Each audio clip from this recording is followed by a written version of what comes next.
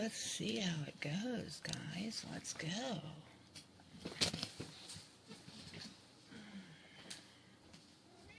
Oh, cat, you just complain constantly.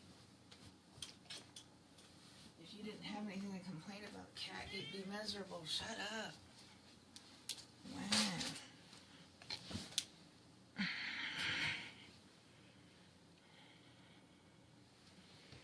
Hello. Oh,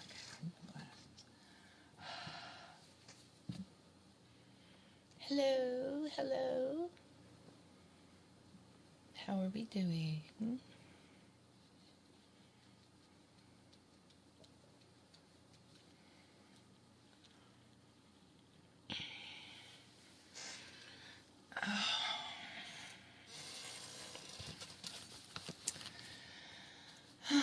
What do we want to talk about today?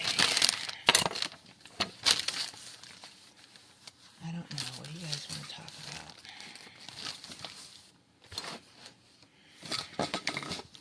I'm going to talk about something new, guys. I'm tired of arguing the same old stuff. Aren't you? Aren't you tired of arguing the same old stuff? Do you want to talk something new point, new angle?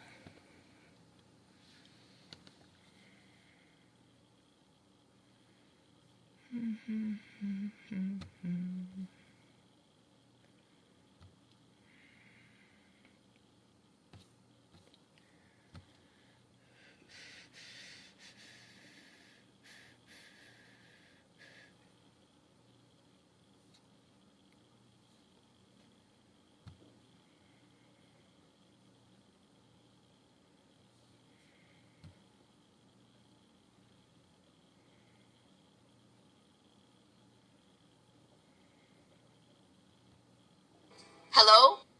Hello. Hello. Hello. Hello. Ty, you want to come in? Hello. Ty, you little shit, you're not in here. What's up? Come on, guys. Well, we have a nanny in the room, but she's quiet. Who else we have? Nikki for unemployment. Interesting concept. Have my curiosity. But if you don't feel like sharing, I'm not going to ask. Get out of stuff, cat. Little cat. Little shithead.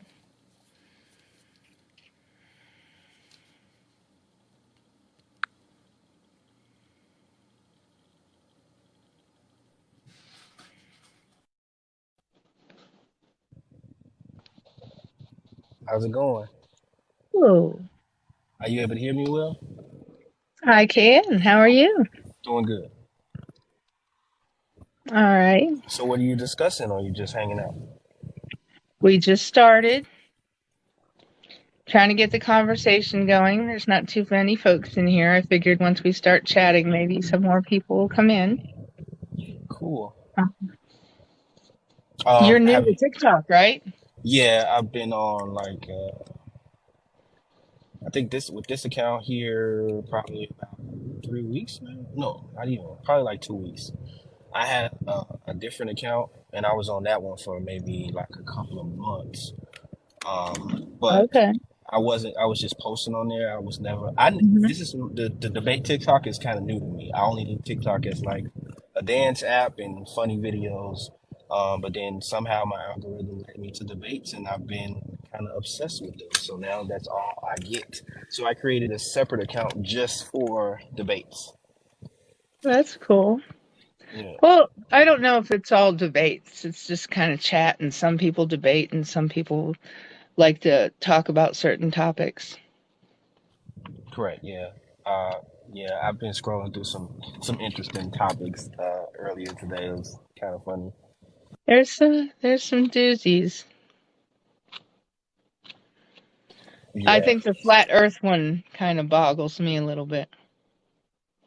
I haven't seen that. I get a lot of do you believe religion based or faith based or people debating LGBTQ rights and trans. I see a lot of those more so on my Mhm. algorithm. What do you think? Hi, Maureen. How you doing, hon? What do you think? I think people should be allowed to do whatever they choose as long as it's not harming another individual. So I don't see why people obsess with something that really doesn't involve them. I don't I'm not understanding this obsession with uh people with trans and kind of labeling them the G word and associating them with that and the drag shows. It's This is all new to me because I don't You know. have It any seems kids? yes. Yeah, I got 3 kids. It won't be new for long. Yeah, so I don't know. I just kind of if it doesn't involve me, I kind of just don't um really have a negative input on it as much. Yeah, I mean, people are gullible.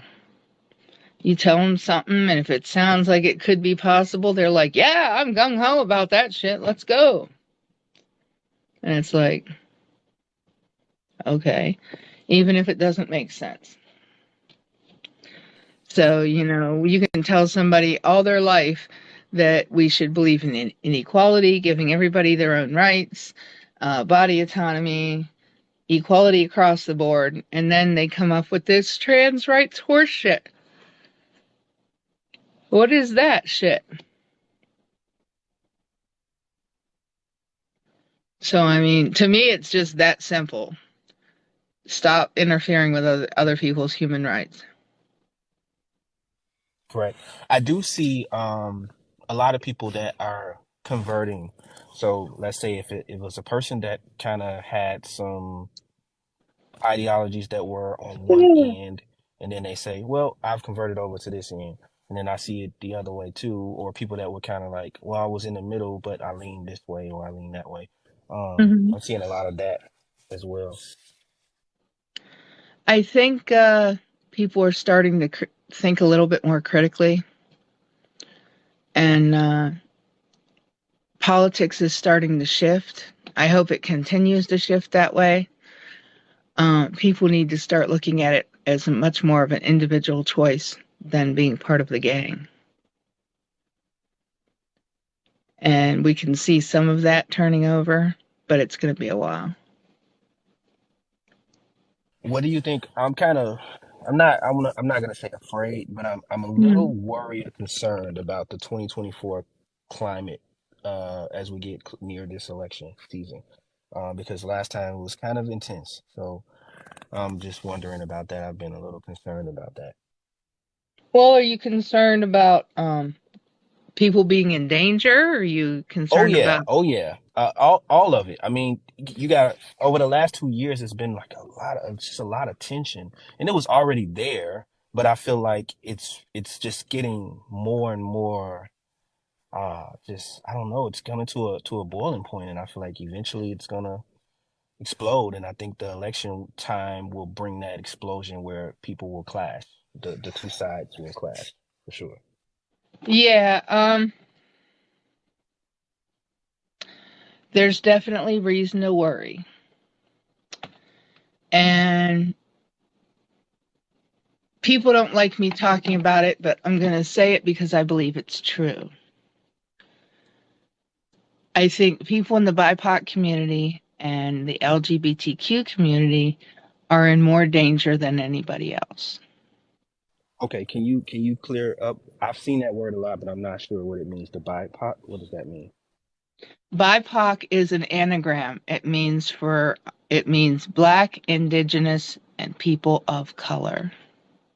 Okay, okay, because I see it a lot. Okay, thank you for clearing that up. So it means Black people, Indigenous people, and then anybody else that's a person of color. So like more so minority groups, basically. So basically anybody in the country that's not white. Right, yeah, for the minority groups. Okay.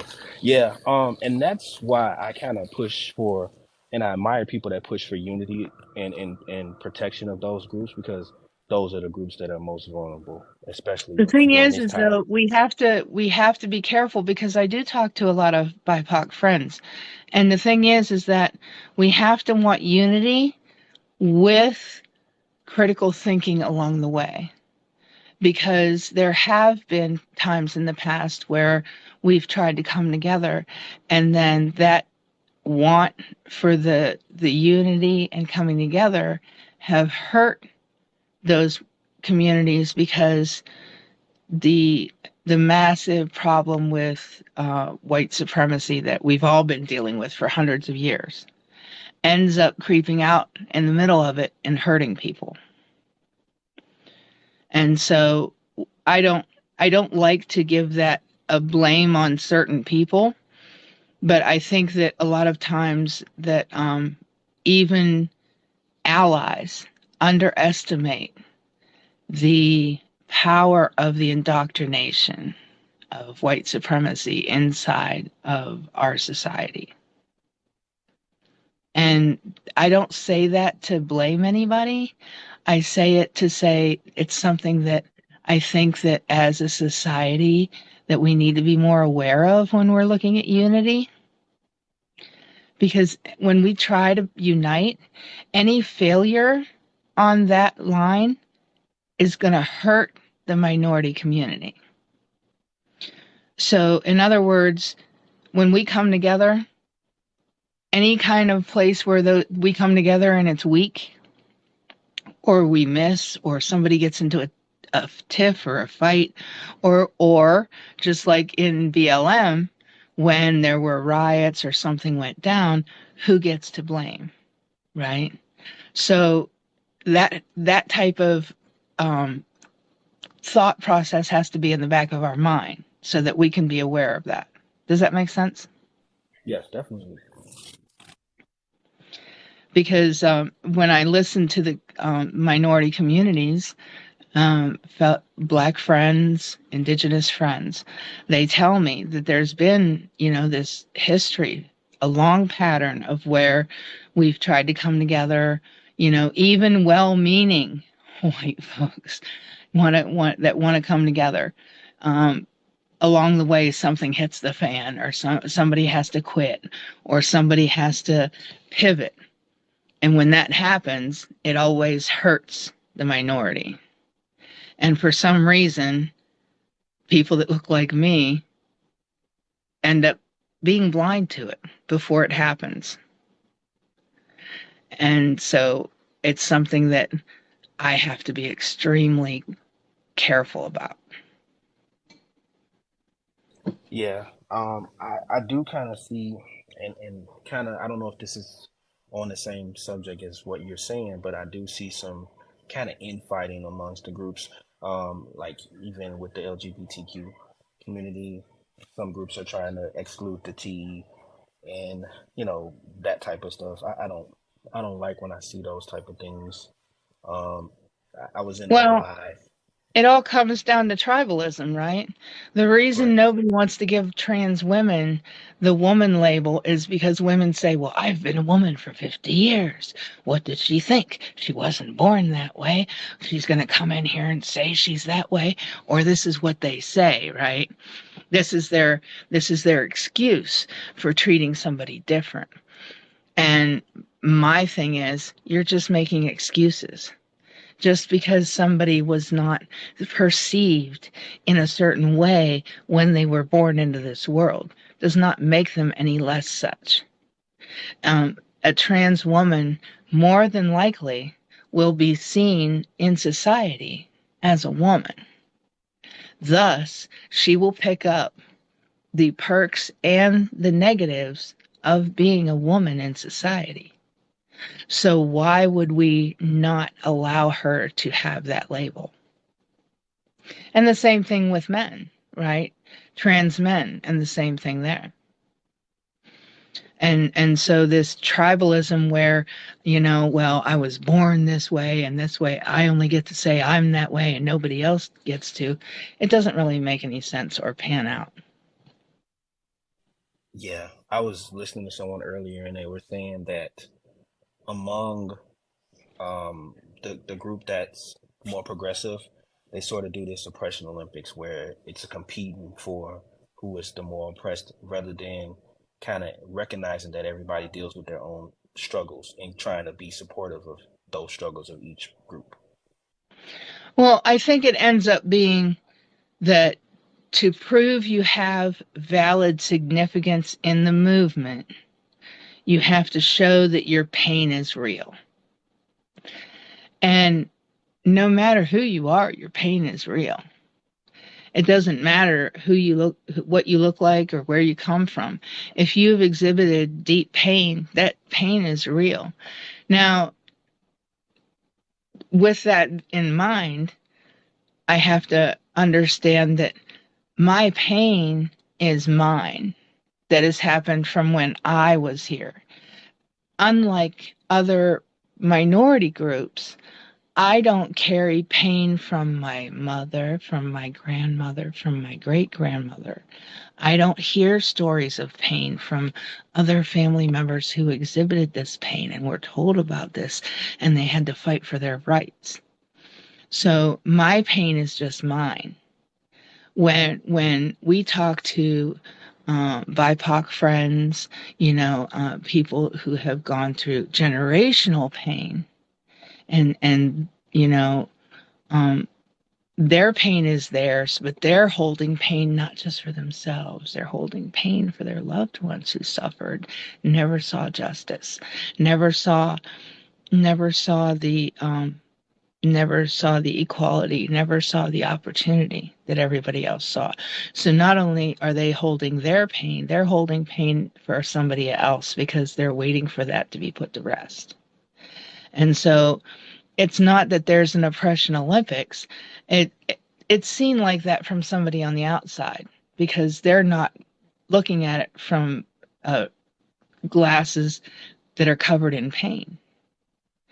But if you put your glasses on and you remember all the pain that you see through your eyes, it's not about an Olympics. It's about knowing that that pain has you see the world differently. And some people have not been through that pain, or they are so tough or so resilient that they've either switched it off so they can't feel the pain, or they've chosen to ignore it.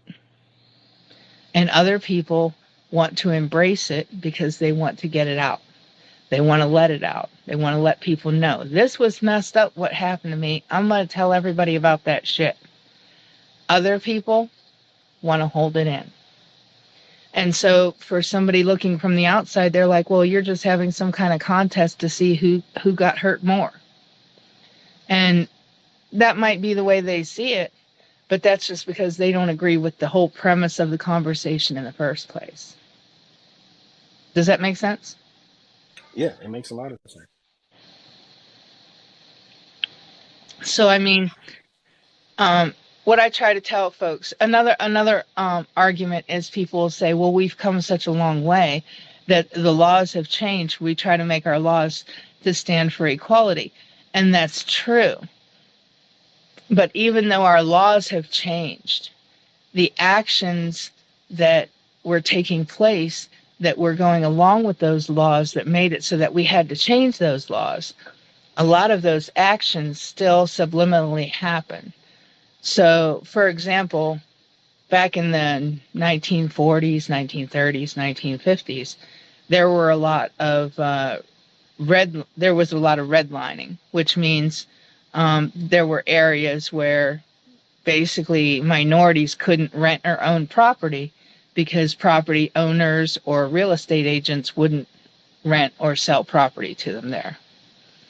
And that practice was made illegal. And he said, nah, that's discrimination. You can't tell people they can't live in a house or buy a house in a certain property. So redlining was removed and erased.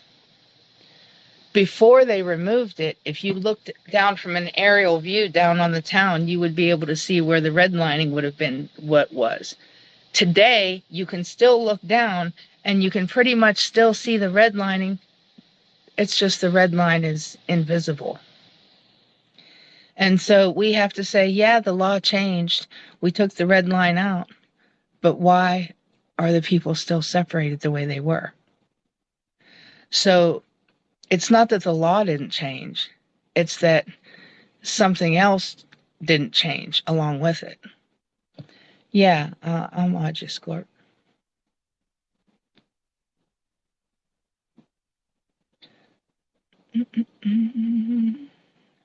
I just noticed that my account is on private. I gotta figure out because that's why I guess other people that are friends with me can't join it, or that follow me can't join it because my account is private. I gotta figure out how to adjust that. Yeah, this new you are a mod, dear. I was talking to my friend there.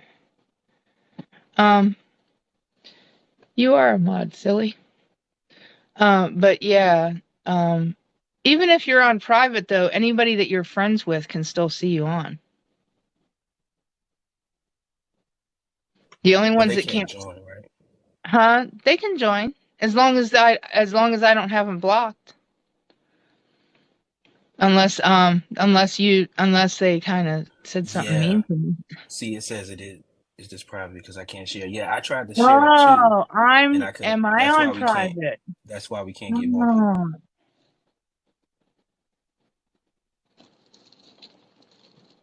Oh, I can't believe I'm on private. Hold on. You know what? All right, let me start back up because I bet you I'm on private and I didn't realize it. Okay, that's why we Huh. not getting people in. Yeah, I didn't realize it. Let me restart. Duh. Okay. We'll start right back up. Okay.